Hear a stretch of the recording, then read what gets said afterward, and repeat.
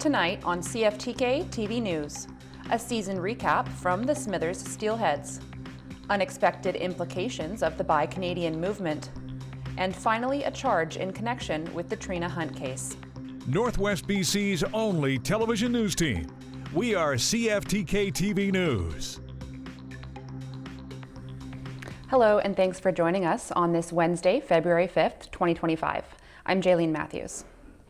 The Terrace RCMP have alerted us of a missing person. Melinda Hopkins was reportedly last seen on January 31st. She's described as a 31-year-old Indigenous woman who's about 5'3" and weighs 119 pounds, with black hair and brown eyes. Anyone with information is asked to call the Terrace RCMP. The air quality advisory that was put into place for the community of Houston by the Ministry of Environment and Parks and the Northern Health Authority was continued today. The advisory has been issued due to high concentrations of fine particulate matter that will likely stick around until weather conditions change. People in the area dealing with medical conditions such as asthma, heart disease, and diabetes have been advised to avoid strenuous physical activity until the air quality improves. In local sports news, we have a season recap and playoff preview for the Smithers Steelheads as they enter the CIHL playoffs as the underdog team. Damien Smith from CFTK-TV has the details.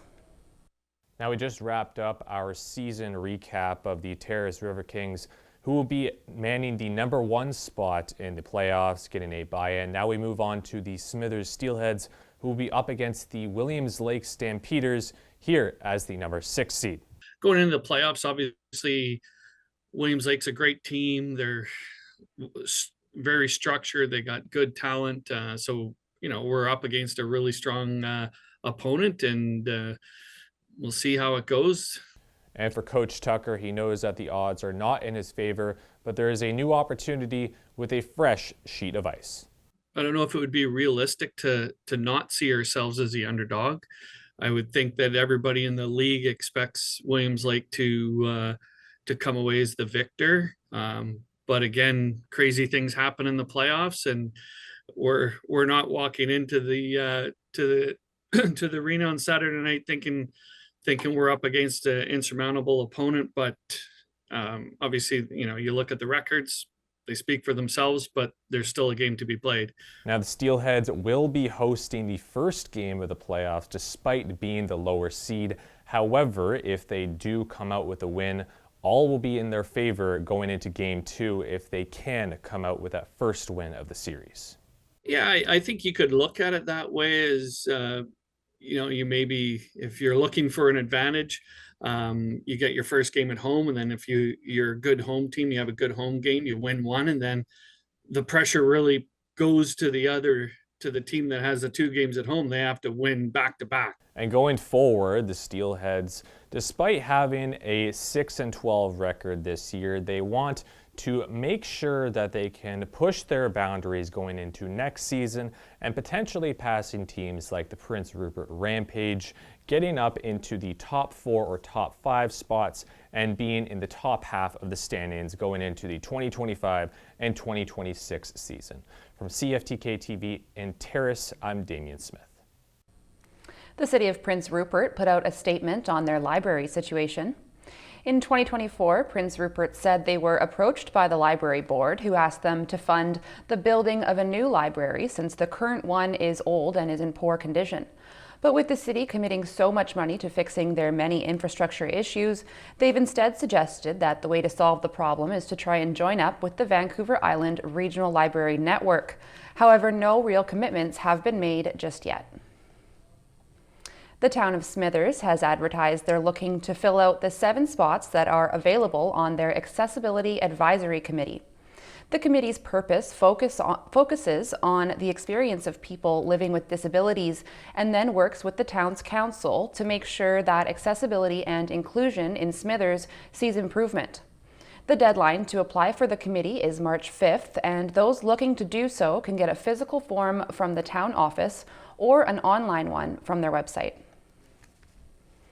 And the CEO of a northern BC company known as Trigon Pacific Terminals recently wrote an open letter that was addressed to Prime Minister Justin Trudeau.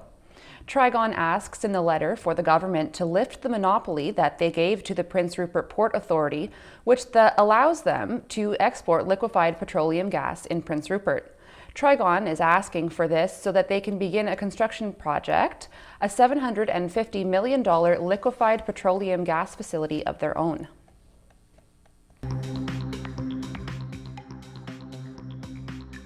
Coming up next, business owners prepare for tough times.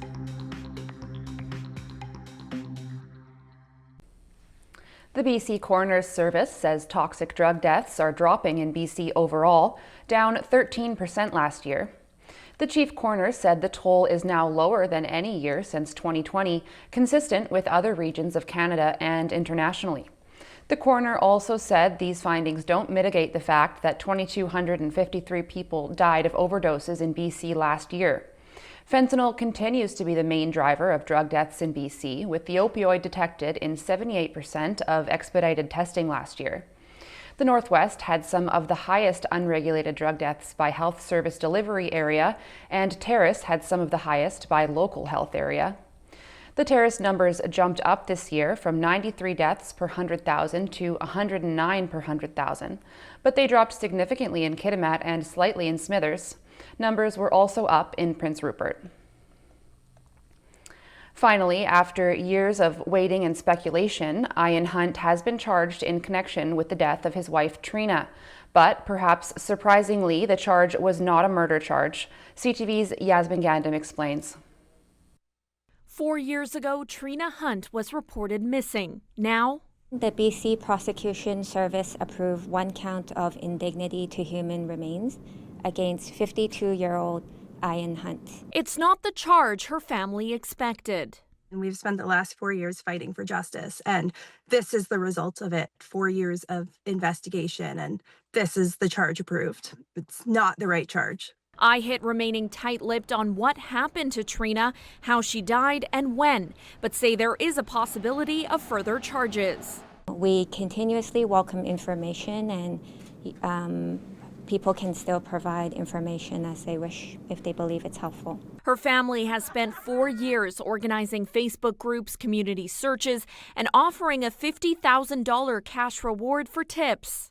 I think I expected to have hope from it, and instead it did the opposite. Feeling pretty negative now, feeling like this is probably, it sounds like it's the end of the investigation unless new information comes forward. Under the criminal code, indignity to human remains is defined as failing to properly bury a body or interfering with a body in an inappropriate way. Ian Hunt reported his 48-year-old wife missing in January of 2021. A bystander found her body near Hope that March. For now, the family is thanking the community for their support and will forever remember Trina. We were so lucky to have her, and I think people have been so lucky to get to know her over the last 4 years through the videos and the information we've shared. The charge was laid against Ian Hunt Tuesday. He has not been arrested. Yasmin Gandam, CTV News, Vancouver. The provincial government has recently confirmed they are tracking 18 mining and energy projects in the face of still looming tariff threats that are coming from the United States. The Office of the Premier said in a statement that these projects are set to employ about 8,000 people in the province. The list does contain some mining projects that in the past have received pushback from a few BC and Alaskan First Nations groups. This move came after BC Premier David Eby said in another statement that the government was expediting some projects in order to diversify the economy. And although they've been postponed 30 days, many fear it's just a waiting game before tariffs come into place. Here's CTV's Judy Trin with a look at the implications for Canadians. Well, we had a few meetings with our Canadian manufacturers yesterday. Despite a 30-day reprieve, the store owner believes Trump's tariffs are inevitable. Really, it does nothing. It causes more stress and more uncertainty. To insulate her business, Anna Rubai is trying to sell more made-in-Canada sofas and chairs. Statistics Canada data shows that only 1/3 of Canadian trade takes place between provinces. We are working with our provincial and territorial partners to find ways to eliminate internal barriers to trade within our country. These barriers include different jurisdictional rules and regulations. Getting rid of red tape could save companies money and add an estimated $200 billion in domestic trade. We have to start moving, or guess what? They'll chew us up and spit us out in about 3 seconds. But the long-term solution requires strategic investment, not just digging up resources like critical minerals and exporting them, but turning them into products here and making sure they can be delivered efficiently across the country. It's our roads, it's our bridges, it's our railways and our ports. And the more that we can put into our trade infrastructure right now will support us both internally with our internal economy across Canada, but also with global trading partners. That's a challenge Modern Comfort is experiencing on a smaller scale. There aren't many domestic furniture makers, and often they're more expensive than brands made in China or the US. If the demand is there, and if consumers, keep supporting Canadian-made products, then Canadian-made manufacturers will increase the products they offer. As officials work on solutions, analysts say the government needs to provide financial assistance to companies and workers to help them weather Trump's economic storm. Judy Trin, CTV News, Ottawa. The implications of the Buy Canadian movement might have some unexpected aspects. CTV's Adrian Gobriel explains. Canada has had a pretty sweet arrangement with American beverage brands who've chosen to produce and bottle their product on Canadian soil for Canadian consumers. The soft drink industry is almost exclusively made here in Canada. The snacks business is almost exclusively made here in Canada. Though with Trump's tariff threats, a push to buy Canadian has taken hold.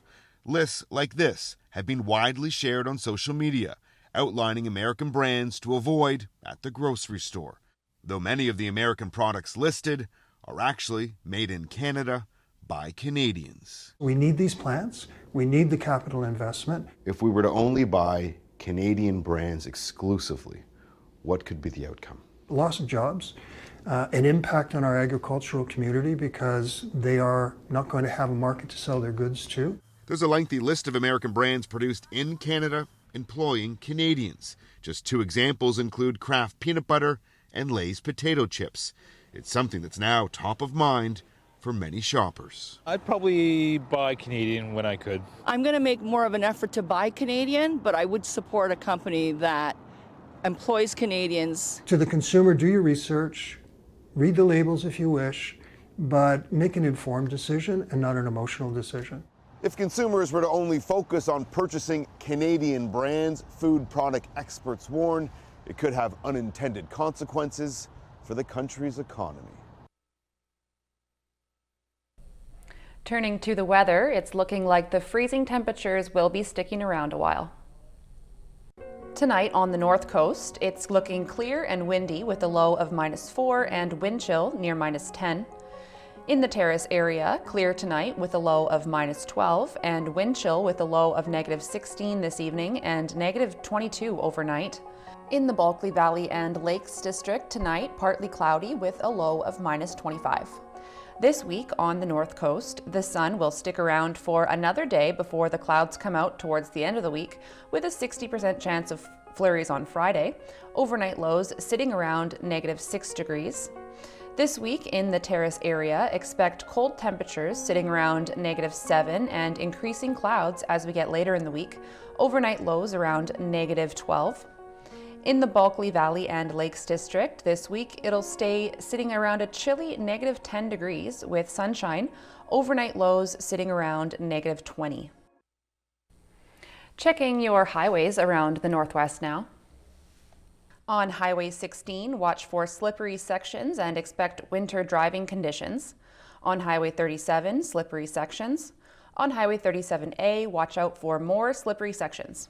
On Highway 118, beware of slippery sections. On the Nisga'a Highway, there's slippery sections, and on Telegraph Creek Road, there's more slippery sections. And this is what the roads were looking like from the view of the province's highway cams.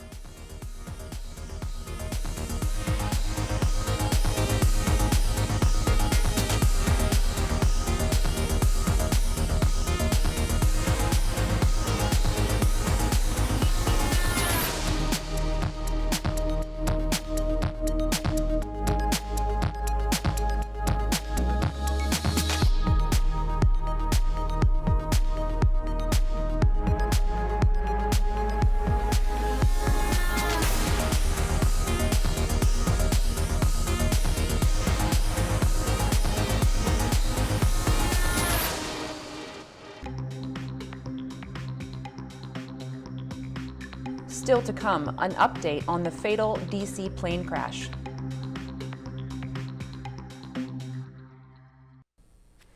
A violent attack in Abbotsford that ended with one person dead is now being investigated by the Integrated Homicide Investigation Team. Here's CTV's Ben Nesbitt. The 19-year-old victim was found here near Crescent Beach, clinging to his life. But investigators say the violent attack began in a suburban neighborhood in Abbotsford.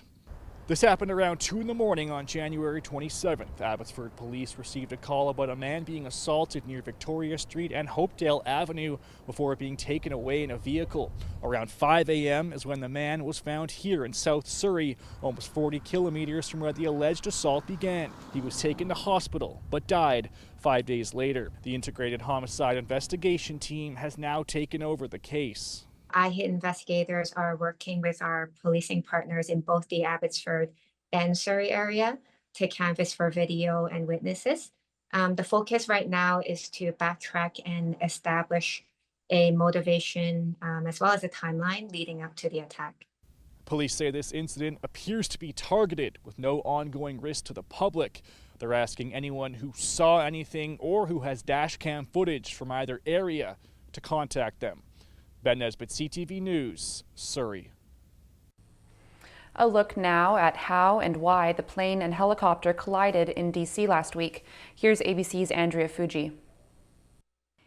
ABC News has uncovered at least 15 incidents of close calls at Reagan National Airport, similar to last week's collision between a passenger plane and Army helicopter. Something should have been done about this long time ago. The reports date back to 1991, showing pilots notifying authorities of planes and helicopters flying close to one another, calling Reagan probably the most dangerous airport in America and an accident waiting to happen. Experts say the helicopter route and landing path at Reagan are essentially putting aircraft in the same place. Step one for the FAA is to move these helicopter routes away from DCA so that there is always a margin of safety and we don't have to rely on see and avoid that led to the tragedy with American. Preliminary data shows last week's collision was at just over 300 feet. The chopper was supposed to be flying below 200 feet. Andrea Fuji, ABC News, New York. Turning to the markets now, Canada's main stock index was up more than 150 points in late morning trading, led by gains in industrial, utilities and technology stocks, while U.S. stock markets were mixed. The Canadian dollar rose slightly to $69.97. The price of gold came up almost $26. Oil dropped 93 cents. Natural gas was down less than a penny and aluminum went up $49.50. In Toronto, the TSX was up 290 points. The Venture Index was up by 5. In New York, the Dow Jones up 317 points and the Nasdaq rose by 38 points. Still ahead, a fabulous fossil find.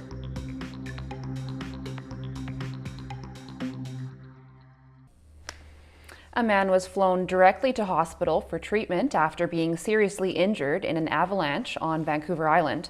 Metro Vancouver-based North Shore Rescue says the man was partially buried in a slide near the Mount Cayenne ski area on northern Vancouver Island and was suffering from hypothermia along with multiple other injuries. Avalanche Canada confirmed the slide on its website, posting a report that 3 people were in the group when the avalanche struck. A rash of burglaries that target professional athletes while they're working, particularly during Monday Night Football, have been cracked down upon.